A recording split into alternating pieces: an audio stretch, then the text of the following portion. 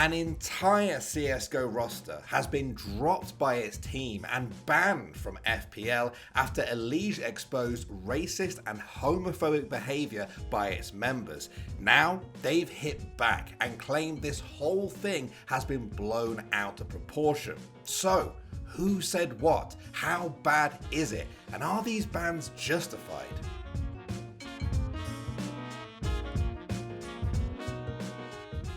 Alright, just before we get into all this madness, I'm going to remind you guys to subscribe and hit that notification bell so you don't miss any stories like this in the future. Alright, so all of this started last week when someone on Twitter by the name of SinXOXO shared screenshots from one of Snav's pub games, now a former player on Depth Esports CSGO team. The screenshots showed some pretty toxic behavior from Snav. Take a look for yourselves. And after that tweet, Snav was suspended from playing for a week by his team. Now, that could have been the end of the story, but Team Liquid's EliGE tweeted out right after, saying that the Depth Esports members were some of the most racist and toxic people he'd ever played with in CS matchmaking. He followed that up with a paste spin of screenshots to illustrate his point, and they certainly did. Allegedly, these are the Depth members and others using the N-word among other slurs on a private Discord. It just goes on and on and on. So after EliGE's tweet, people started to call for action to be taken against the players. A product manager from Faceit who works on the FPL immediately tweeted saying that the players were banned with no foreseeable readmission. Shortly after that, Depth Esports released their entire CSGO roster, stating that they take the integrity of the organization very seriously before wishing the players well going forward. And with that, it was over. The initial exposure, the spotlight from EliGE, and the organization's response happened in less than a day, about 15 hours to be precise. You'd be forgiven for thinking that's where the story ends, but the now teamless Depth members then shared their side of the story. CSGO content creator Counter Nature interviewed them, and they claimed the bans only happened because EliGE weighed in. They banned me for 1 week because it's not that big of a deal, and then EliGE tweets, oh my god, it has so much attention, oh, I'm gonna ban all of them permanently on Faceit. Everyone, even people that haven't even like typed in pugs, they didn't even go and check those records, and they said that they banned for excessive use of whatever for the community. So even though they weren't sure why they got dropped, they said EliGE and other pro players were solely to blame. Well, yeah, these pros, like they're just idiots, man. They think they have like a little effect on what happens, but I don't know.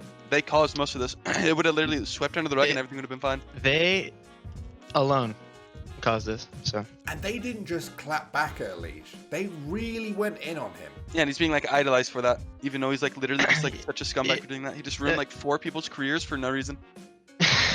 Literally, for no reason. And when it comes to what was said in Discord and in games, they don't deny those things, but they felt like it was okay because it was between friends. We don't just go around calling people that. Like, think about how you act with your closest friends or closest family. It's like that, man. I Everyone guarantee acts some of the shit you would like say to your closest friends or family would be offensive towards other people if you were saying it to them, but you're saying it to them because it's a joke between friends. Now, despite how absurd this interview felt at times, of course EliGE's tweet turned this from one player being suspended to an entire roster being dropped, but isn't their behavior what's to blame here? Depth Esports CEO Jonathan Levity blamed their roster choice on it being their first entry into Counter-Strike, so they didn't have the connections at the time to fully get a grasp of the players' personalities. Snav, the player whose toxic behavior had a spotlight put on it at the start of this all, ended up sharing an apology a few days later. In it, he said, "I want to apologize for anybody that was offended by the way me or my friends acted in private. If you looked at the screenshots, you would see that I used homophobic insults and my friends used racial slurs. I just want to say that my friends and I had no bad intentions saying these things and no ill ill will, as we were not saying these things directly towards people to offend or attack them.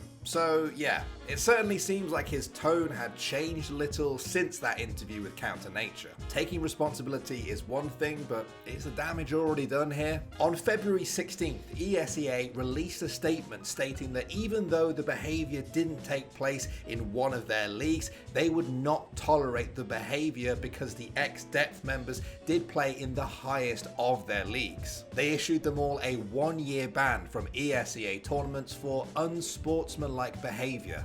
Unfortunately, this isn't the first time we've covered a story just like this on this show. If you remember last year, we reported on Twitch streamer Jenna having hundreds of racist, anti-Semitic, and transphobic Discord messages leaked. If you've been paying attention to Twitch or Reddit lately, you've probably heard about this Jenna news.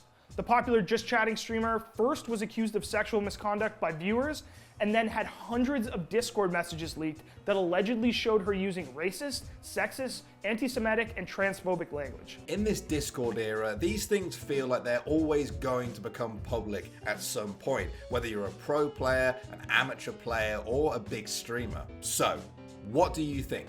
Did the Depth Esports players get what they deserve, or was the punishment too harsh? Let me know in the comments. Thanks for watching. If you want more content like this, hit the sub button and ring that notification bell. For unique bite-sized videos you won't find anywhere else, hit up our Instagram, Twitter, and Facebook pages.